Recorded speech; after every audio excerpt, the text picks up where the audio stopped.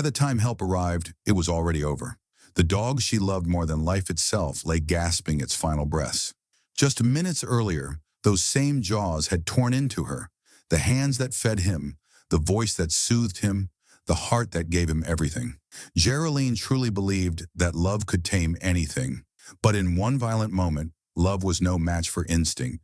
The animal she called family became her killer. Geraldine Brady McInnes wasn't just another name on a tragic headline. In the Roxbury neighborhood of Boston, she was family to everyone. She was the kind of neighbor who noticed when someone was struggling, the one who dropped off hot meals to the elderly, who always had a kind word for children walking home from school. Her life was simple, but it was full of love. She and Leon, her husband of over 50 years, had built a quiet life together. Their marriage wasn't flashy, but it was steady, marked by quiet evenings, shared cups of coffee, and memories that filled the little house on Dennis Street. They never had children, but their home was never empty, because Geraldine filled it with dogs. For years, she had rescued strays, fostered abandoned puppies, and given them the kind of love most people reserve for their own kids. Eventually, her love turned into a small breeding hobby. She focused on pit bulls, a breed many feared, but she saw something in them that others didn't. To her, they weren't dangerous. They were misunderstood, loyal, loving. Her favorite was Deuce, a broad, muscular pit bull with deep brown eyes that seemed to soften whenever she spoke to him. Neighbors would tense up when they saw him.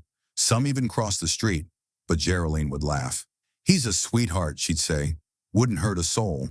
And she meant it, because she didn't see a predator. She saw a child. Every day she cooked fresh meals for her dogs, chicken rice, vegetables carefully portioned like she was feeding family. She'd hum little tunes as she placed their bowls down, whispering their names like a mother tucking her children into bed. Leon would sometimes tease her. "Jerry, you spoil those dogs more than you spoil me." She'd just smile and shrug.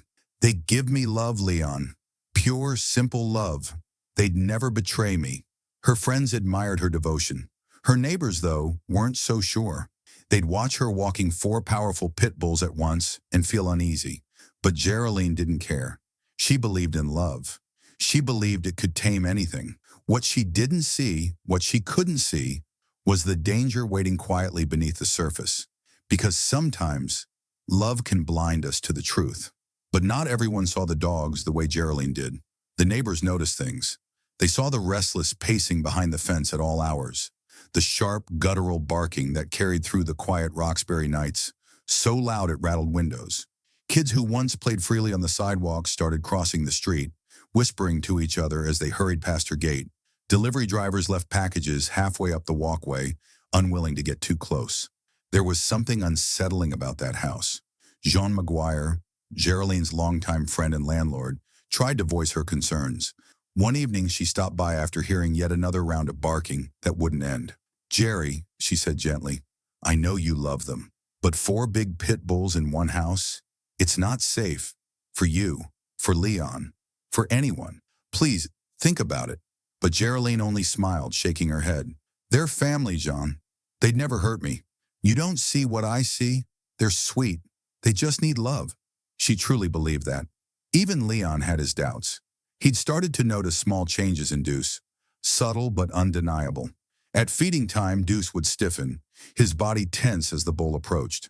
Sometimes a low growl would slip out, not playful, not harmless, but something deeper, something primal. There were moments when Leon caught the dog staring at him, eyes unblinking, head slightly lowered. It was the kind of stare that made you instinctively uneasy. Leon mentioned it once. "Jerry, maybe we should separate them a little more. Deuce seems different lately. I don't know. Maybe he's just distressed." But she brushed it off. "He's fine, Leon. He's just protective. You know how they are. He loves us." And so the warning signs were ignored. A growl here, a stiffened posture there. Minor incidents that were quickly rationalized. Because when you love something, you don't want to see the danger it might hold. And yet fear doesn't just disappear. It waits. It waits in the quiet spaces, coiled like a spring, patient and unseen, until the moment it finally unravels. It was Monday, November 18, 2024. The air outside was sharp with the chill of late autumn. Dennis Street was quiet. blanketed in the soft glow of an early evening sun. Long shadows stretched across the cracked sidewalks. A light breeze rustled the last few dead leaves clinging to the trees. Inside the McInnes home, it was warm, peaceful. Geraldine was in the kitchen, humming softly to herself as she prepared the evening meals. Not for Leon, but for her beloved dogs. It was her routine, one she had done hundreds of times before. One bowl for Buddha, one for the others, and finally, the special one, Deuce's. She carried it carefully, her thin hands steady despite her age. She walked into the room where Deuce waited, his tail flicking once, his brown eyes fixed on her. She smiled at him, the same soft smile she'd given him every day of his life. "There you go, my boy," she whispered, her voice tender, affectionate. She bent down, placing the bowl gently on the floor, and that's when it happened. A sound, low, rumbling, unfamiliar. A growl, not playful, not harmless, something deeper, something primal. Before she could even process it, before she could take a breath, Deuce lunged. It was fast, too fast. His jaws clamped down on her arm with a force that felt like a vice. Bone splintered, flesh tore. The pain was instant and unimaginable. Geraldine screamed, a scream that ripped through the quiet of the house, raw and desperate. Leon heard it from the next room. At first, he thought he'd misheard, but then it came again, louder, sharper, filled with terror. "Jerry!" He rushed toward the sound. What he saw froze him in place. His wife, his Jerry, was on the floor, her arm trapped in the jaws of the dog she loved most. Blood smeared across the floor, her face twisted in pain and shock. "Deuce, no!" Leon shouted, his voice breaking. He lunged forward, grabbing at the dog's collar, pulling with all his strength. But Deuce didn't stop. He didn't even hesitate. The dog released Geraldine for just a split second, then turned on Leon. Before he could react, teeth sank into his forearm. The pain was blinding. He stumbled back, shouting, trying to push the dog away. Leon managed to break free, clutching his bleeding arm. He knew he couldn't stop Deuce. Not alone. Not now. Geraldine was still screaming. He had to get help. With his hands shaking, his vision blurred from shock, Leon stumbled to the phone. Blood dripped onto the buttons as he dialed 911. When the dispatcher answered, his words were panicked, broken. "It's my wife. Oh God, my wife. The dog. It's killing her. Please, you have to hurry." In the background, the operator could hear it all. The guttural snarls of a dog lost to instinct, the furniture crashing as Geraldine tried to crawl away, and her screams, those horrible, heart-shattering screams. The dispatcher tried to calm him. "Sir, listen to me. Stay on the line. Help is coming. Is she breathing?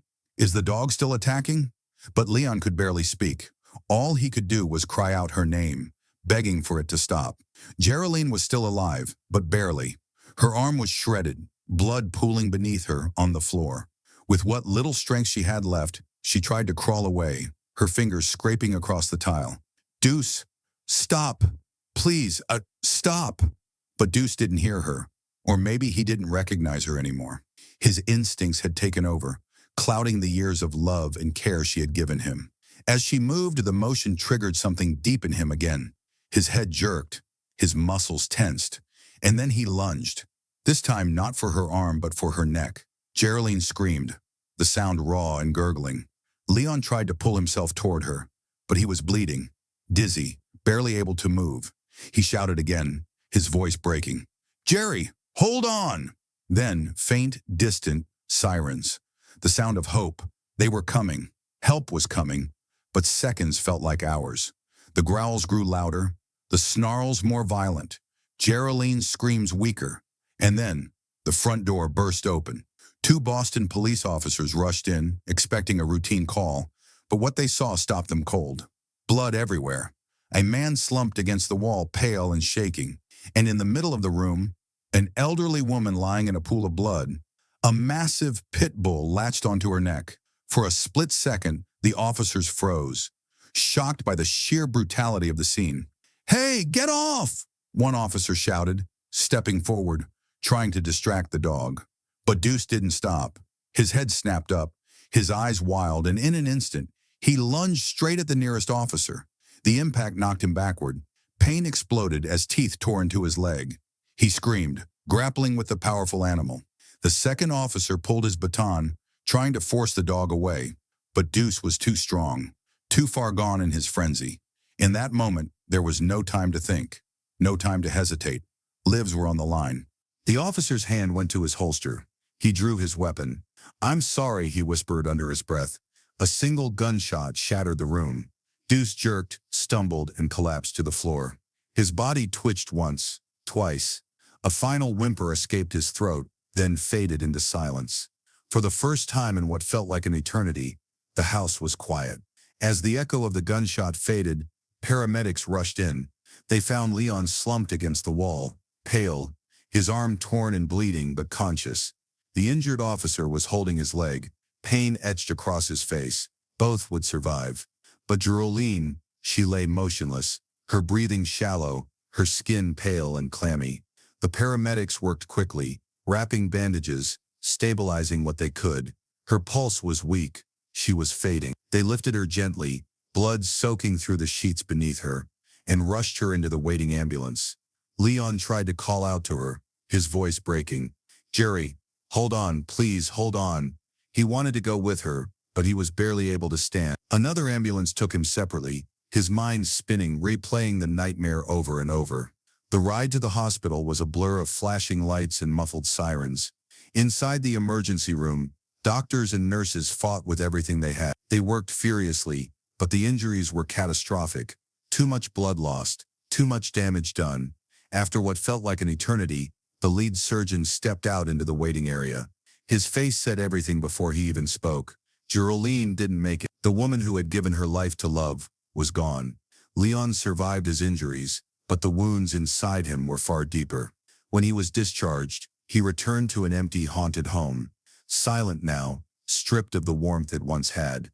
No laughter, no gentle humming from the kitchen. Just blood stains that would never truly wash away and memories that would never stop screaming. Outside, the story spread like wildfire. Boston woman killed by her own pit bull. Headlines blared. Social media exploded. Comment sections filled with arguments, some defending the breed, others calling for bans. Everyone had an opinion, but no one could truly understand what had happened inside that house. Animal control removed the remaining pit bulls from the home. Their fate was uncertain. Would they be rehomed, or deemed too dangerous to live? The community was left in shock. Neighbors who once smiled and waved at Geraldine's dogs now looked at them with fear. Friends who admired her devotion to animals struggled to comprehend how that love had ended in such horror. And Leon, he was left with a question that would haunt him for the rest of his life. How could the animal she loved more than anything become the one that killed her? No matter how deeply we love, there is always something wild beneath the surface. We tell ourselves that kindness can erase instinct, that devotion can rewrite nature. We build our lives around that belief because it makes us feel safe. It makes us feel in control. But the truth is harder to face. Inside every animal, no matter how loved, no matter how well cared for, there is a piece of something ancient, something untamed. Geraldine gave everything to her dogs, her time, her care, her home, her heart. And in the end, one of them took everything from her. She believed that love could tame anything. But in a single violent moment, love was no match for instinct. So I'll leave you with this question. Do we truly know the animals we invite into our homes, or do we only see the parts we want to believe in? If this story moved you, please share it. Let's honor Geraldine's memory by starting a real conversation about the risks and the responsibilities of owning powerful breeds. Do you believe certain dogs should be banned, or do you think it always comes down to the owner? Let me know your thoughts in the comments below. And if you want to hear more true stories like this one, don't forget to subscribe.